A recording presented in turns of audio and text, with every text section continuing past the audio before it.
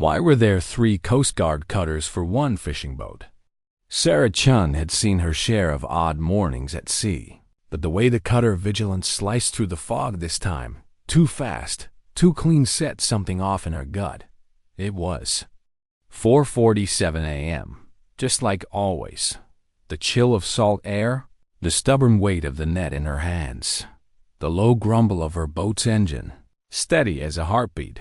Everything should have been routine, but this wasn't routine. The spotlight struck her across the deck like a sniper's beam. A voice crackled over the radio, hard, clipped, official. Fishing vessel second chance. This is the United States Coast Guard. Cut your engines immediately. Prepare for emergency. Boarding. Sarah didn't move, not yet. Her fingers stayed curled around the netline, just long enough to buy her a breath. Then 2 more patrol boats drifted out of the fog, fanning around her like wolves closing in. Something was wrong, very wrong. She killed the engine. Raised her hands slow, open, calm. Her mind ran faster than her pulse. They weren't here for a safety inspection. The men on the lead cutter wore full tactical gear, helmets, body armor. She could see the mounted M240 on the bowman, aimed. Her trained eye caught details the average fisherman would miss. Weapons discipline, formation spacing, air support on standby. This was a takedown. But of what? She knew what her boat looked like on the outside, a weather-worn, 42-foot commercial fishing vessel with rust at the waterline and gear that screamed, blue-collar nobody. But the second chance wasn't what it seemed, neither was she. The cutter slid closer. Boots stomped across its deck. Command shouted, radios chirping. The triangle was sealed. Escape impossible. She'd made sure of that after all. The illusion had to be complete. But not like this. Not with rifles trained on her back. Sarah breathed deep. The air sharp and cold. It grounded her, anchored her to what was about to happen. The boarding team barked orders as the ramp slammed. Down. Steel on fiberglass. Keep your hands visible. Step away from any controls. The voice trying to sound commanding wavered. They were nervous. That was dangerous. They thought she was a threat, and they were right. Just not the kind of threat they believed. Sarah's body stayed perfectly still, but inside, every neuron fired. Like a war zone, they couldn't search the hold. Not yet. If they did, it was over, not just for her, but for everyone she'd spent 3 years trying to protect. People with names, faces, families. Her operation had taken years to infiltrate. The network, arms traffickers, state-backed actors, terror cells with reach far beyond these waters. And now it was unraveling in slow motion, right in front of her. The first boot landed on her deck. Here we go. The boarding team fanned out in classic formation, sweeping for hostiles, for traps, for weapons. She offered none. Only silence, stillness. She watched a leader step forward, a man with a rigid posture and too many medals for someone to tense. "Ma'am," he said, flat and formal. "Lieutenant Commander Jake Morrison, U.S. Coast Guard. You are being detained pending investigation for involvement in illegal trafficking operations." She didn't blink. He took her silence as confirmation. "We have credible intelligence. Your vessel has been observed making unauthorized rendezvous in international waters. Financial records, satellite images, communications, everything. Points to smuggling." Her eyes flicked once to the mounted rifle, then to the horizon, the fog thinning, the truth tightening like a noose. They had no idea what they were walking into, and someone wanted it that way. Sarah's jaw clenched. Had her cover been burned? Had the traffickers fed disinformation to the Coast Guard to eliminate her without lifting a finger? If so, it was brilliant. If so, she was already dead. The search began. Officers peeled back compartments, pulled open bulkheads, rifled through. Her life like it meant nothing. And in some ways, it didn't. Her life, the one she built on the water, was never real. Sarah Chun didn't exist. Not anymore. Down in the hold, a voice crackled over the comms. "Commander, you need to see this." She didn't flinch. Footsteps thundered below. Gasps, muted cursing. It was only a matter of time. When Morrison reappeared, his expression had changed. The authority was still there, but now there was fear, uncertainty. He approached cautiously. "Ma'am, we found military-grade weapons, satellite phones, navigation systems that don't belong on a fishing boat." Her silence held, but inside, her heart twisted. This was it. The floodgate had opened soon. They'd find the encrypted drives, the equipment tagged with Pentagon clearance marks. The weapons meant not for distribution, but infiltration. Every tool she'd used to bait traffickers into trust was now evidence against her. "This is now a federal terrorism investigation," Morrison said, motioning to restrain her. "We have no choice." His men advanced. Sarah didn't resist, didn't speak. Her hands fell to her sides. Not in surrender, but in preparation, because she had one move left, one card to play. She waited until Morrison patted down her jacket and felt the folded ID stitched into its lining. The moment he tensed, she spoke. "Lieutenant Commander," she said, voice low, controlled. "Before you make a mistake you can't undo. I need you to make a call." He scoffed. "You're under arrest for conspiracy, weapons trafficking, and violation of federal security laws. You're lucky you're not already in zip ties." "I'm trying to prevent a war," she said. "Not." "Start one." Morrison froze. The tone in her voice measured absolute stopped him cold. "Call JSOC," she said. "Use Secure Line. Authenticate Broken Arrow 77 Alpha. Code Whiskey Tango 9977. The deck went silent. Even the waves held their breath. That was no bluff, no common code. That phrase was a dead man's switch, only. Used in operations where everything had gone wrong, and Morrison knew it. His fingers trembled as he grabbed a secure satellite phone. The number was hard-coded into his memory, burned there during briefings he never thought would matter. 2 rings, then. JSOC Operations Center. "This is Colonel Hayes. This is Lieutenant Commander Morrison," he said, voice cracking. "We've detained someone claiming 77 Alpha authorization." The pause on the other end felt eternal. Then, the voice returned deadly quiet. "Give me your coordinates and a physical description." Now, Morrison obeyed, his knees weak. Another pause, and then, "Lieutenant Commander, you've just arrested Major Sarah Chun, United States Army, Special Forces. She's currently executing a compartmentalized counterterrorism operation with presidential authorization." Morrison nearly dropped the phone, his face drained of color. "Stand down." Immediately, Sarah didn't move, didn't gloat, just waited, because she knew what came next. Hayes' voice thundered through the line. "Do not transmit another byte of data. Do not file a report. Secure the vessel. Cut her loose now." Morrison fumbled with her restraints, cut them with trembling hands. Sarah rubbed her wrists, not in pain but in mourning. 3 years of cover, gone, because someone in a high-rise office had believed the wrong intel. She looked Morrison in the eyes. "How long have you been watching me?" 8 months, he whispered.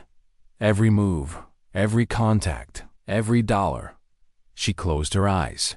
That meant everything she'd done, all the meetings, the signals, the encoded drops had been logged, photographed, traced, and not just by her enemies, by her own country.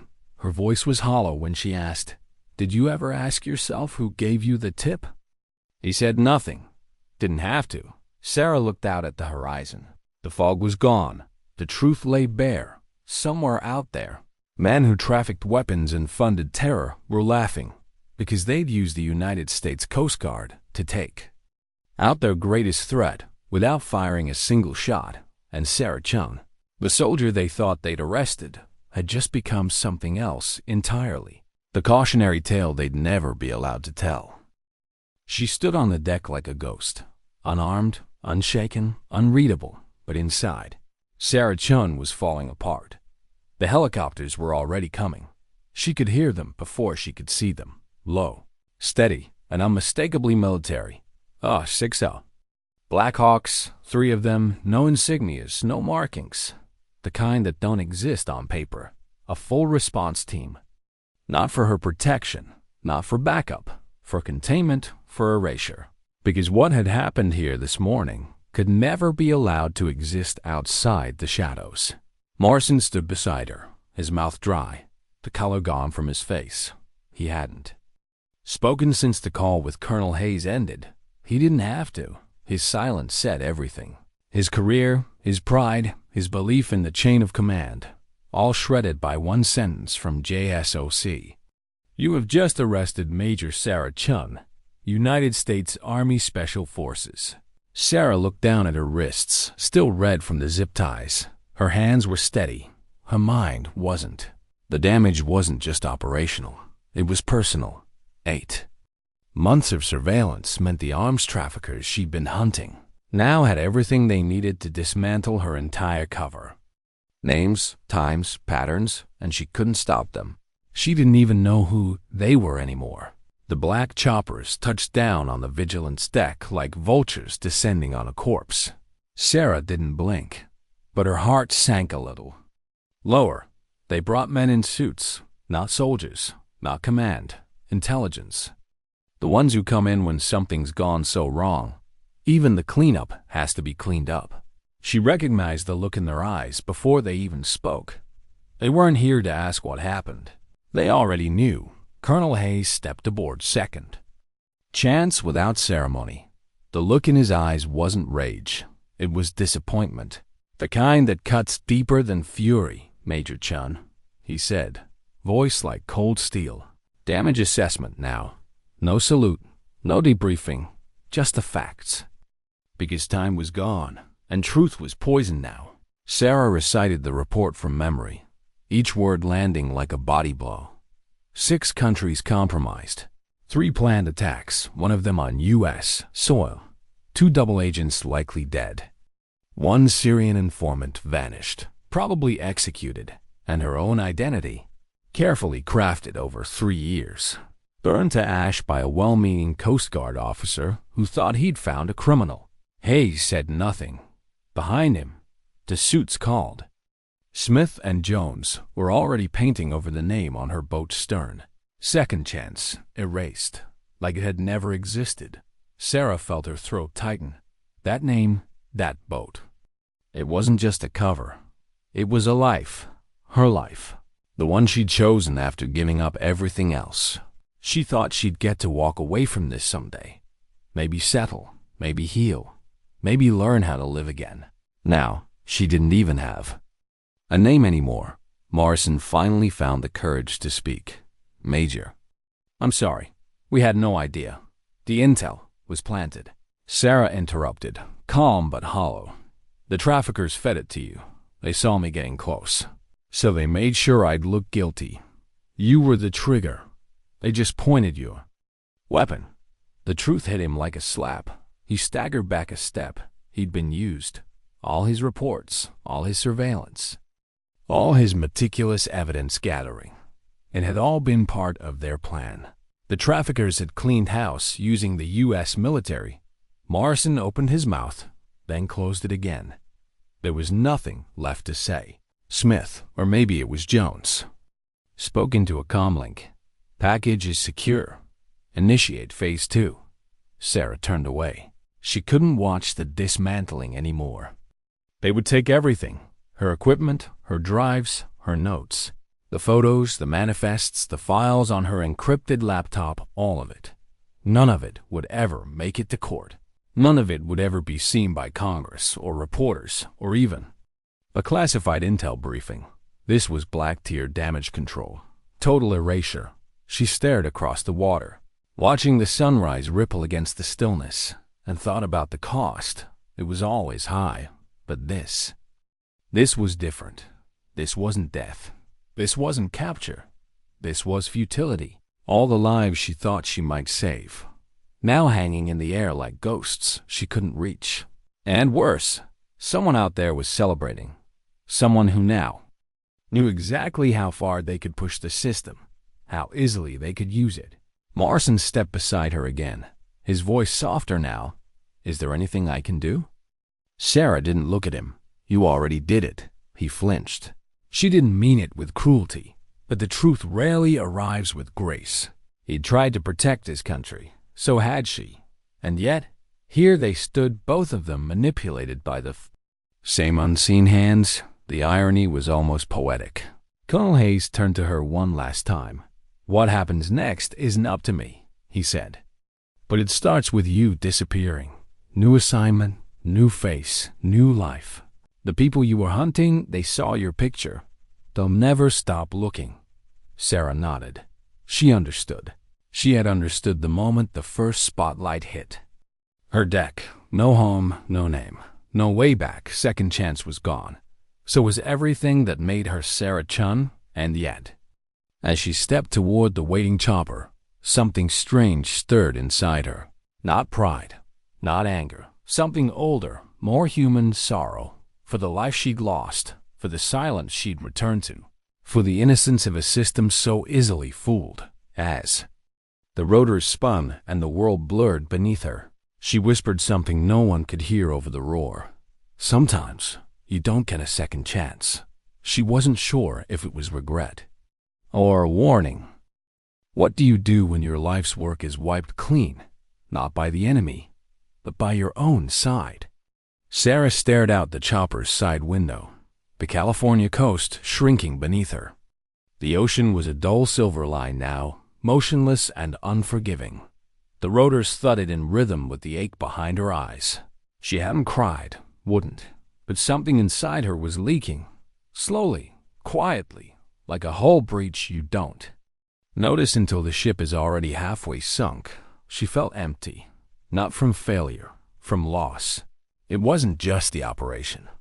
It was the silence that followed, the kind that replaces clarity with questions. Who had set her up? How deep did the misinformation run? And worst of all, had they ever really trusted her to begin with? The answer felt too sharp to swallow. A voice crackled through the headset. ETA 12 minutes. Safe house confirmed. Debrief begins on. Landing. Debrief. A cold clinical word for what was about to happen. Sarah leaned back, closed her eyes, forced her breathing to slow. She'd done this before. Deep cover extractions. Identity burns. Clean slates. But this time felt different. This time. She hadn't failed because she got caught. She'd failed because she'd been seen and misunderstood by the people she was protecting. That kind of failure doesn't leave scars. It leaves holes. The helicopter set down in a warehouse camouflaged as a fishery just outside of Monterey. It looked abandoned, but the minute Sarah stepped out, she saw the layers armed surveillance, unmarked SUVs, guards who didn't carry rank insignia because they didn't have names anymore. She followed a man in a gray windbreaker through the echoing corridors. Colonel Hayes will be with you shortly. There's a room to your left. You can wash up. Coffee's on the table. She didn't answer, just nodded once, mechanically. The bathroom mirror caught her reflection, and for a second, she didn't recognize the woman staring back. Weathered, hollow. Not a trace of the captain she'd played for 3 years. She ran cold water over her hands, watched the red lines on her wrists fade. Molecule by molecule, they'd leave no mark, just like she was supposed to when she stepped back into the briefing room. Hayes was already waiting. He didn't waste time. The operation is officially terminated. The network's gone dark. Syrian cells offline. Los Angeles threat. Probable but unconfirmed. Sarah sat slowly. Her muscles ached like they'd carried too much for too long. I need to know where the leak came from, she said. Hayes paused, then leaned forward. It wasn't a leak. Her blood chilled. What do you mean? You were burned deliberately. Someone high-level wanted you extracted, wanted the operation shut down, so they orchestrated a takedown using the Coast Guard. Sarah stared. That's not a mistake, she said. That's sabotage. Correct. Hayes said. And we don't know who? She felt the room shift, her stomach turn. The betrayal was too complete to be random. This wasn't about the op, was it? She asked. It was about me. Hayes didn't respond, which was answer enough. There it was, the invisible blade. Someone in her own government had pulled the plug. Someone with clearance, someone who knew the cost. And they'd done it anyway, maybe. She'd gotten too close. Maybe she'd seen something she wasn't supposed to. Or maybe, and this chilled her more than anything, she had been expendable the whole time. Do I get a name? She asked, voice steady despite the burn in her throat. No, Hayes replied. But we'll find out. Sarah nodded once, then stood. No, she said. I'll find out. He didn't stop her, because he knew she meant it. The safe house turned into a holding cell over the next 48 hours.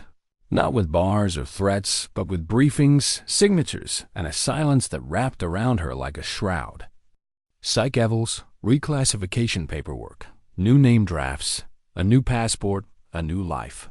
Standard protocol when an agent is compromised. Standard erasure, but none of it mattered. Not yet. Because Sarah wasn't ready to disappear. Not until she knew who had pulled the strings and why. Late that night, after the lights dimmed and the suits left, Sarah sat in the dark with a folder they'd handed her. The last remaining files from her operation, sanitized, redacted, but not enough.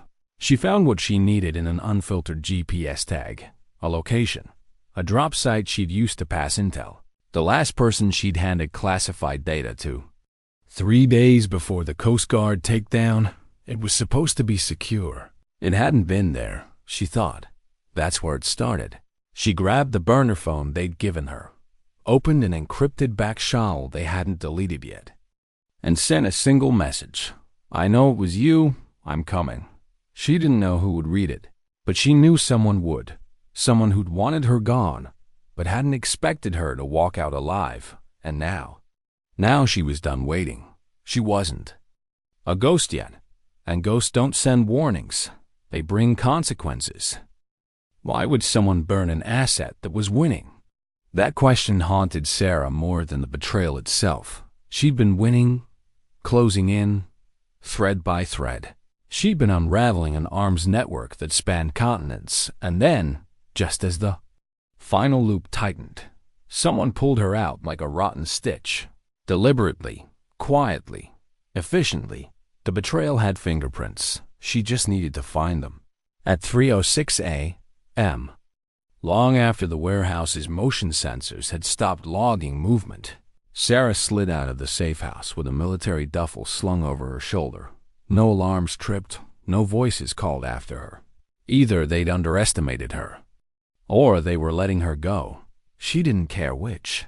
She made her way down the coast on foot first, then hitchhiked using a burner identity she kept for fallback scenarios. In less than 12 hours, she had reached a storage unit south of Santa Barbara. Hidden behind a landscaping business she'd quietly purchased 2 years earlier under a different alias. Inside the locked container was everything she needed. Gear, cash, 2 forged passports, and a laptop with no MAC address and no metadata.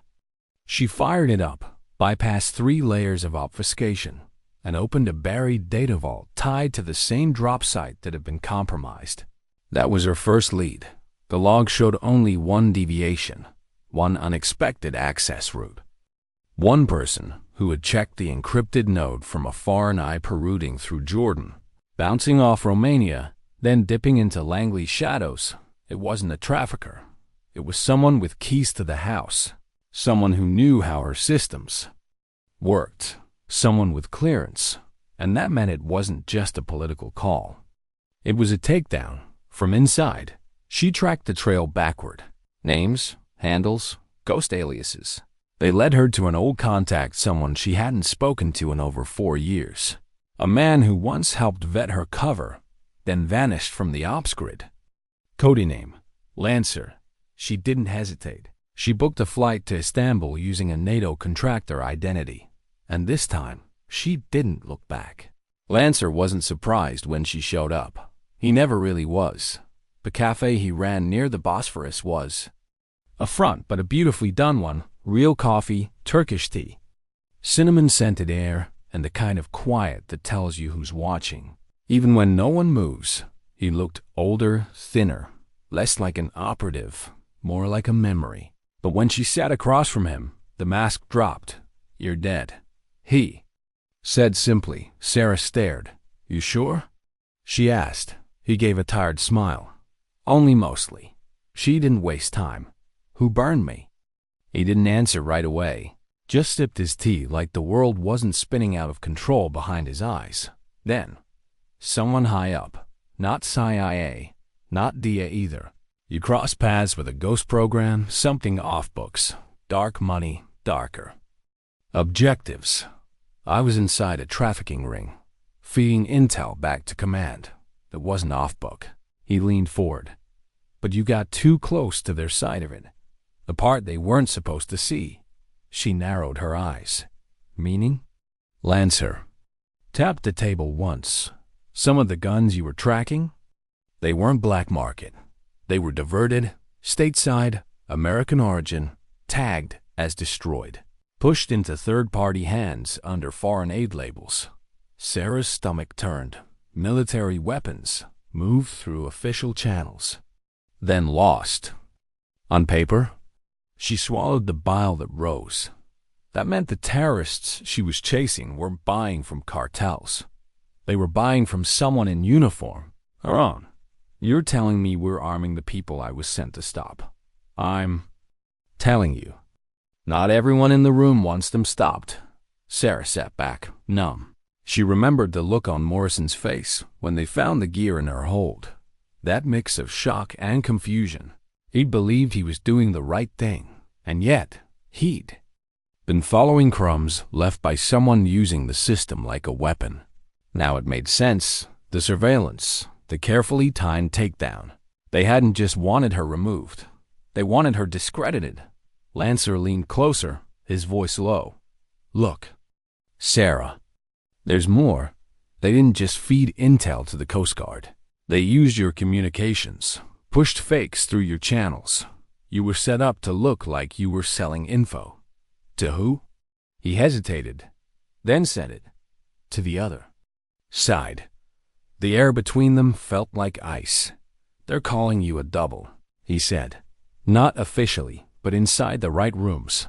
That word is floating." Sarah didn't speak. She couldn't. She had risked everything, betrayed trust, crossed lines, let people die in order to get closer to the core, and now the people she served were building a story where she was the traitor, so they could bury the real crime. The silence between them stretched. Finally, Lancer broke it. "There's a file," he said. "Encrypted, distributed, a kill switch file. It proves everything, but they won't let it surface. Too many names in it. Who has it?" "One man. He used to run logistics for the forward distribution team. Now he's off-grid, goes by Kane. You'll need a miracle to find him." Sarah stood. She didn't need a miracle. She just needed time, and she had nothing but time now. Before she left, Lancer handed her a small envelope. No words, no questions, just a gesture. Inside was an old field keycard and a number written in faded ink. "I don't know if it still works," he said, "but it's from the last place Kane was seen."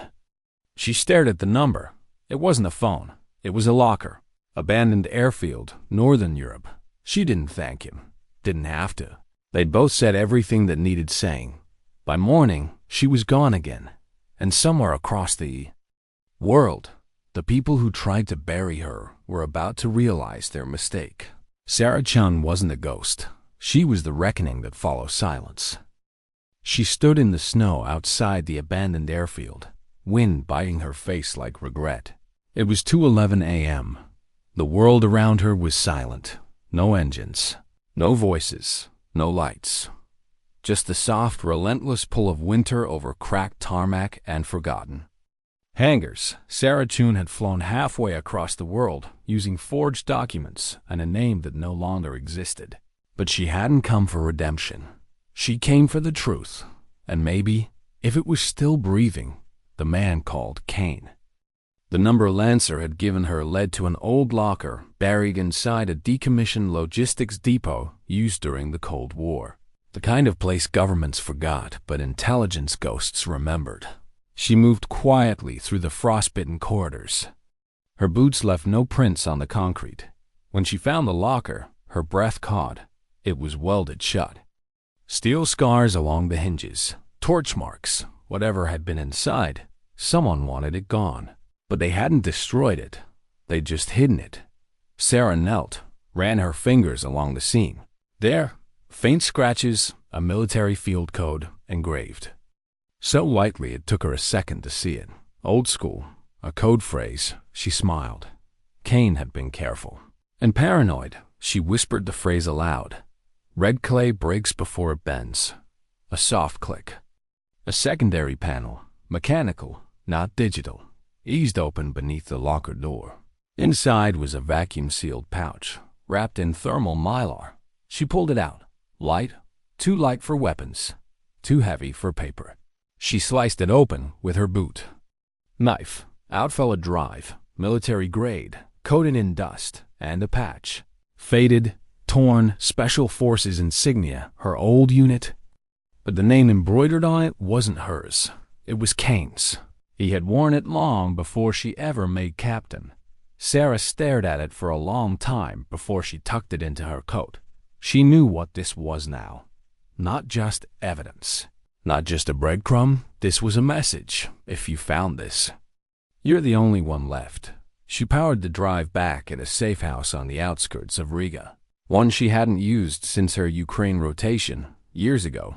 It still had power. Barely. The electricity hummed like it resented being summoned. The drive's encryption was old, but vicious, layered with code that bit back if handled wrong. Sarah didn't touch the usual bypass tools. She didn't need them. She was part of the original team that helped write the system. One of the last, before the agency scrubbed her from the records. 12 minutes later, the drive unfolded like a confession. Inside, flight logs, inventory manifests, financial transfers masked as NGO shipments, and photographs, hundreds of them, showing American-marked crates delivered to names that appeared on terror watch lists. She felt sick. These weren't rogue deals. These were orchestrated, planned, greenlit, and the man linking them all. Not Kane. It was someone Sarah knew, a name from her early days in the program, a commander she once briefed with, someone she'd shaken hands with, laughed with, believed in. General Whitlock, Pentagon Logistics, Oversight Committee, decorated, respected, dirty. Her hands trembled as she scrolled deeper. One folder was marked Insurance. Inside were video files. One of them showed Kane, sitting across from someone in a gray suit with no visible ID. The sound was poor, but Sarah could hear enough. No, Kane said. One of the ops teams caught wind of it. They're using her to triangulate my network, Sarah Chun. She'd be taken care of. The man replied, No, you don't understand. She's not a name on a list. She's the kind that burns her way out of traps. You should be afraid of her. The man in the suit leaned forward. We are. The video cut. Sarah sat in the dark. For a long time, long enough for the snow to start melting on the windows. Long enough to stop pretending this was just about a mission gone wrong. This was personal. They hadn't erased her because she failed. They erased her because she succeeded. Too well. Because she saw too much. And now, the only man who'd tried to warn them, Kane, was gone. Maybe dead. But his insurance, it was enough. Enough to bury Whitlock. Enough to expose the network. Enough to make enemies with men who'd signed her paychecks. But she wasn't afraid anymore. She couldn't afford to be. 2 days later, Sarah sat on a rooftop in Geneva, watching the plaza below through the scope of a stolen drone. The man she was watching wore tailored suits and carried a briefcase handcuffed to his wrist. He was a liaison, someone who moved information between intelligence hubs and European diplomatic cover offices, and he had connections to Whitlock. The files in Kane's drive confirmed it. Sarah didn't kill him. She didn't have to. She just followed him, shadowed him for 3 hours, filmed him meeting with a known Russian intermediary in a parking garage. That had been tagged for arms deals in 2 prior NATO investigations. Then, she left the footage where it needed to be, anonymously uploaded to 2 international watchdog organizations and 1 congressional subcommittee with a long history of digging into disappeared ops. It wasn't justice, but it was noise. And sometimes in the dark, noise was enough to wake the right people, the kind who still believed in accountability. Even if they whispered it, that night, Sarah walked the waterfront alone. The cold seeped through her jacket, but she didn't care. She'd done what she could. For now, she still had names to find, faces to expose. But this wasn't just revenge. It was survival, because the people she was hunting wouldn't forgive what she'd done. And she no longer had a badge, or a command, or even a home. Just silence. And a fire that wouldn't die. She thought of Kane, of the way he warned them, the way they ignored him, and she knew what he meant. The system wasn't broken. It was corrupted, and the only way to fix it was to burn it down piece by piece. Why was the man assigned to kill her hesitating? The hotel room was quiet, too quiet. Sarah felt it the moment she walked in. The faint shift of air, the subtle scent of metal and sweat, not fear, readiness. Someone was already here. She didn't panic, didn't reach for a weapon, just stepped deeper into the suite, set her satchel down, and turned slowly toward the shadow near the window. He stepped forward, broad shoulders, black coat, no insignia, clean, precise, too still to be civilian, professional, and yet he hadn't drawn. "Hello, Sarah," he said softly. No accent, American, Midwest, maybe. "How long have you been standing there?" she asked. "Since before you checked in. You always let your target unpack before the shot?" He smiled, but it wasn't cruel, just tired. "You're not my target," he said. That threw her. He reached into his coat, slow, deliberate, and placed a sealed envelope on the table between them. "My name is Conrad. I used to work black logistics under Woodlock." We were both ghosts. Sarah didn't sit. She didn't need to. The room was the test, and this was the game. Conrad kept his hand visible. "I saw your upload," he said. "The drone footage. The Geneva drop. I know it was you. Then why aren't you stopping me?" "Because I want out, and because the people you're chasing, they're worse than you think." Sarah tilted her head. "Worse?" He nodded. Whitlock's program isn't just about arms transfers. It's about destabilization, controlled chaos, fueling conflict to justify more funding, more reach. Your op wasn't collateral damage. It was strategy. You got too close to peace. Sarah felt her stomach turn. "How long?" "Years," he said. "They've been seeding both sides of proxy conflicts, turning failed operations into future contracts. You were never supposed to succeed." She said nothing. He pushed the envelope toward her. Inside, names, codes, coordinates, a list of locations tied to Whitlock's network. Some American, some foreign, some shockingly close to the Pentagon itself. And in the middle of the page, her name, marked. "Neutralize if compromised." Sarah stared at it. The cold edge of betrayal didn't even sting anymore. It just settled deeper in her spine. She folded the page once, then again, then slid it into her coat. "Why now?" she asked. "Why help me?" Conrad didn't answer right away. Then, with a sigh, "Because I did worse than you. I pushed shipments through that killed children, journalists, peacekeepers. I thought I was serving the country. Turns out, I was just greasing gears for monsters." He looked at her then, really looked. "You're not a ghost, Sarah. Not like the rest of us. You still believe in something." Her jaw tightened. "Not anymore." He smiled again, faintly. "You do. That's why they're afraid of you." She didn't respond, just walked to the door, paused. "Are you coming with me?" she asked. He shook his head. No, it'll slow you down, but if I disappear, maybe they'll think I already helped them find you. It'll buy you time. A truce. A fracture inside the machine. She nodded once, then left. 2 weeks later, Sarah stepped onto a pier in Nova Scotia under an overcast sky. The air smelled of salt and diesel. Her contact was late. That wasn't good. She waited anyway. Sometimes you have to risk betrayal to bait the truth. When the man finally arrived, he didn't look like a killer. He looked like a priest. Old, balding, harmless, but his eyes were too sharp, too alert.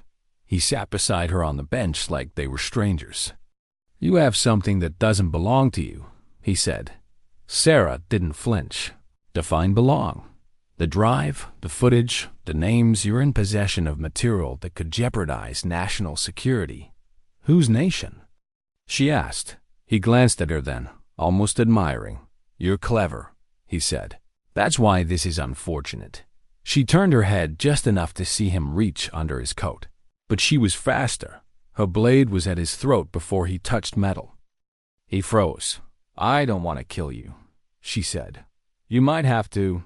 No, I just want a name. He hesitated, then whispered. Project Prometheus. She narrowed her eyes. Explain.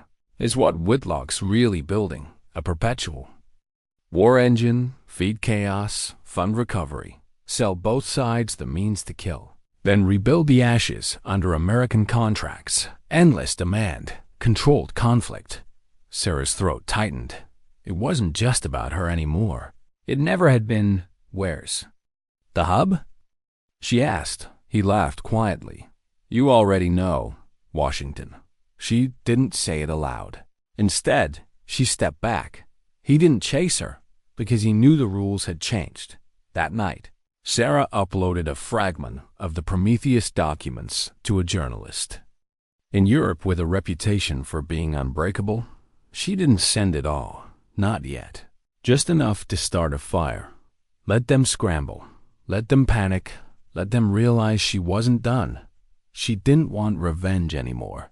She wanted truth, unstoppable, unfiltered, unforgiving, in a room somewhere in D.C. General Whitlock watched the news in silence. A breaking story about weapons diverted to foreign militants. The footage blurry but real. The narrative slipping. He poured a drink. Behind him, a younger officer spoke hesitantly. Sir, do we move? Against her again? Whitlock didn't answer right away. Then, with a smirk. No. The glass clinked. She's already moved against us. What does it feel like to become the very thing they tried to erase? Sarah moved like a ghost through the back alleys of Washington, D.C., a city built on secrets and sealed smiles. Everyone wore a mask here, behind polished offices, behind clipped press statements, behind clean suits and clipped titles. But she didn't wear a mask anymore. She wore truth and truth. She was learning, made people very afraid. The fragment she'd leaked had set off shockwaves, not a detonation. Not yet, but tremors. Just enough to expose the cracks. The story was picked up by a minor European outlet, then reblogged by an ex-CIA analyst turned whistleblower within 48 hours. Senator Dalton, the only member of the intelligence committee who still took handwritten notes, called for a closed-door review on emerging threats in foreign military aid oversight. Sarah watched it unfold from the shadows. No press releases. No names. But the wheels were turning, and that was the danger. Because the Prometheus program wasn't dead. It was waking up. In the basement of a secure intel hub in Arlington, Colonel Rebecca Mason stared at her screen. Her clearance outranked most people's imagination. She was Prometheus's silent hammer. The one they brought out when fire wasn't enough, Sarah Chun, had become her assignment and her obsession. Mason had reviewed every scrap of the incident file, the botched Coast Guard takedown, the broken arrow code, the emergency exfiltration that left a wake of shredded protocols and panicked chain of command. Denials. Sarah had survived all of it, and now she was making noise, unacceptable. Mason tapped to come. Wake the black team. Authorization? My own. The voice on the other end hesitated. He'll need you to log that. Already done. Click. She leaned back, gaze cold. This wasn't about punishment. This was about preservation. Sarah didn't sleep in beds anymore. Too easy to find.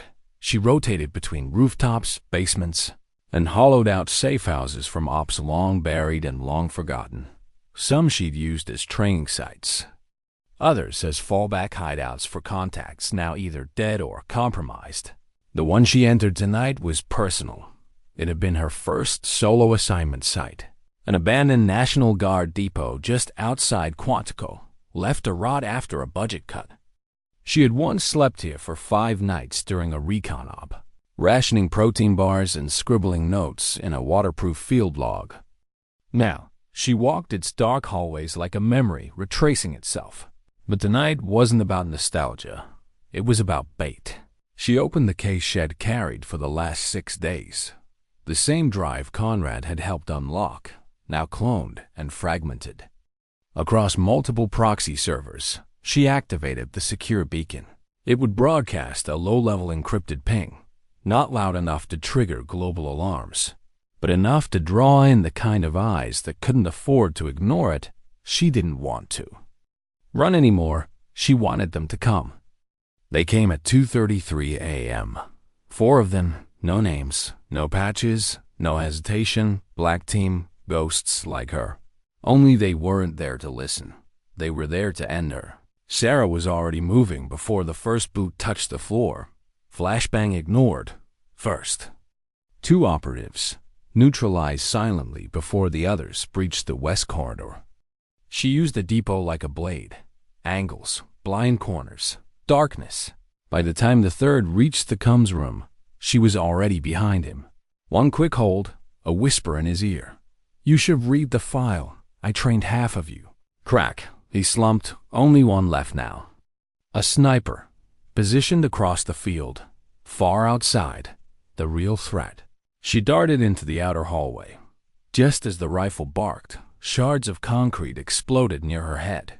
She ran low, fast, pivoting off muscle memory and intuition alone. The sniper had night optics. She had something better, experience. 15 minutes later, she knelt beside his unconscious body.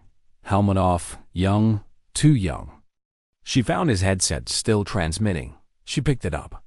"Am alive?" she said, voice cold. Mason's voice responded immediately. "So am I." Silence crackled between them. Decades of buried knowledge stuffed into 3 words. "You're cleaning up your own program," Sarah said. "You're threatening national security. I'm threatening you. There's a difference. You don't understand what you've started."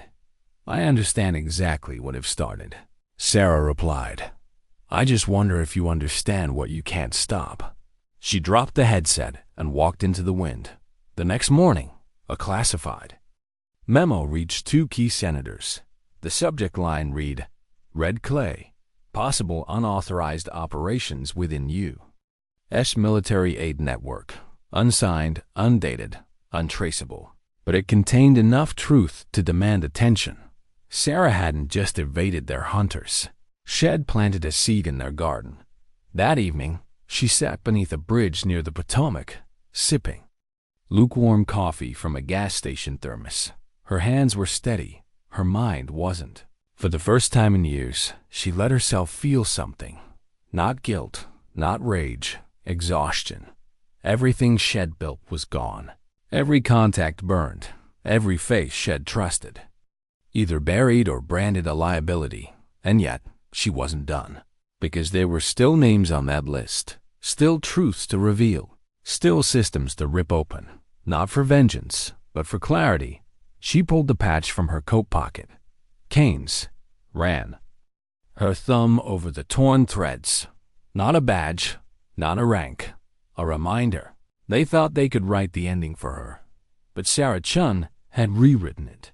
And this time, there would be no ghost stories. Only the reckoning that follows them.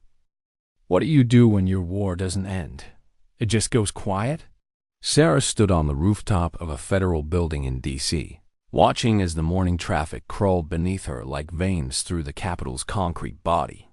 Below, polished, black cars carried officials to briefings they didn't control, while inside, men and women read reports they didn't write.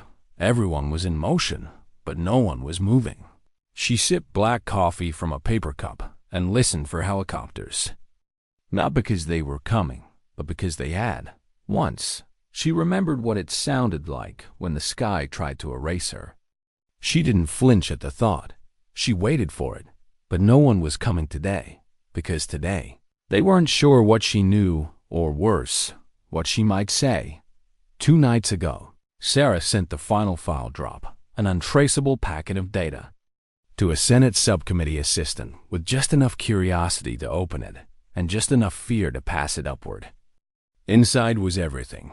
The full Prometheus doctrine, the names of generals, politicians, brokers, and middlemen who made billions off orchestrated chaos, audio files, transcripts, encrypted receipts, and one video of General Whitlock, not in a briefing, not in a boardroom, but in a secure conference room, laughing, bragging, explaining how sustained instability justified perpetual funding.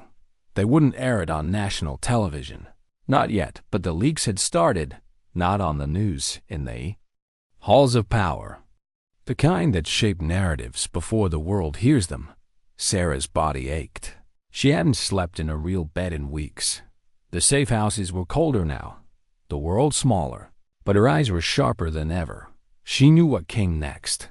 Not a medal, not an apology, just distance. She wouldn't be welcomed back into the fold. There would be no reinstatement. No quiet offer of a contract or buried title.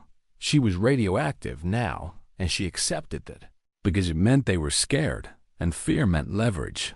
Conrad was the first to reach out. A burner message short, "He's moving." No name needed, Whitlock. General had caught wind of the files.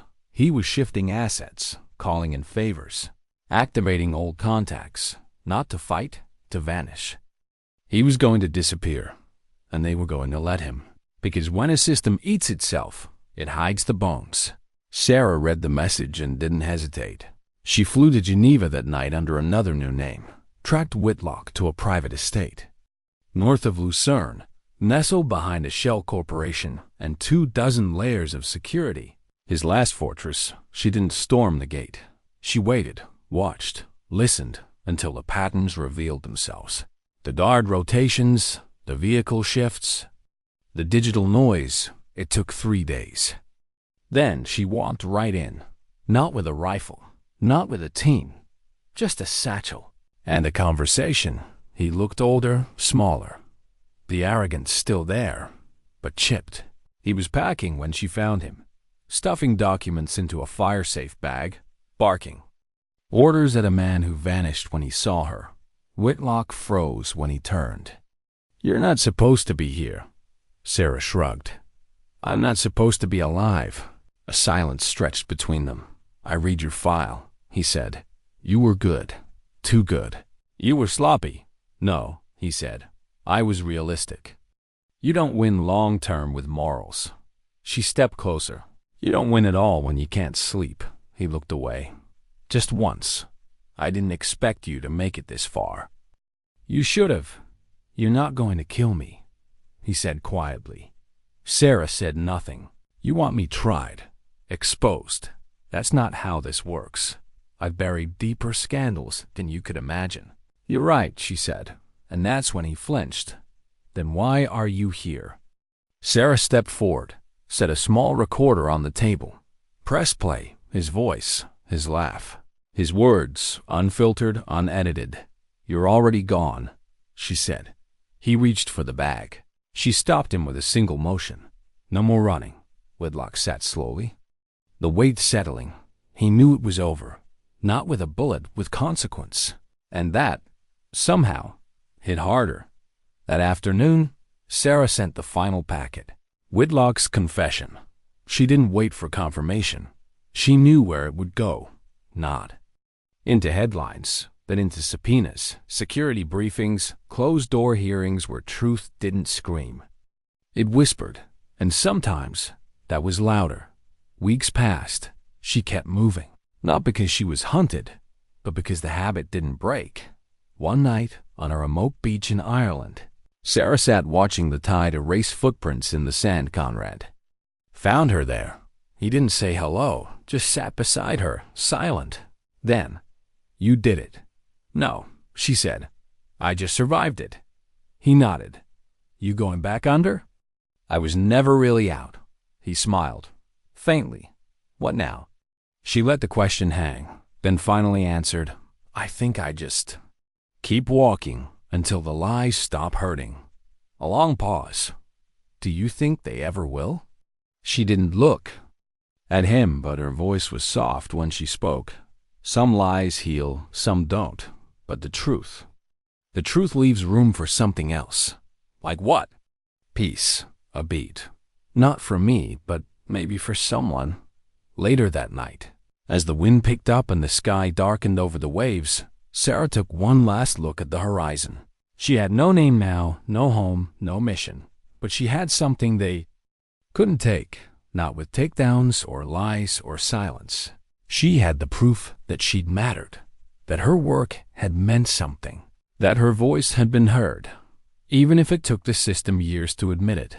And when she finally walked away from that beach, she left no footprints behind, just the echo of a story they tried to bury, a name they tried to erase, and a truth that now lived where it could never be silenced. Sometimes dignity doesn't speak. It simply acts and walks away. And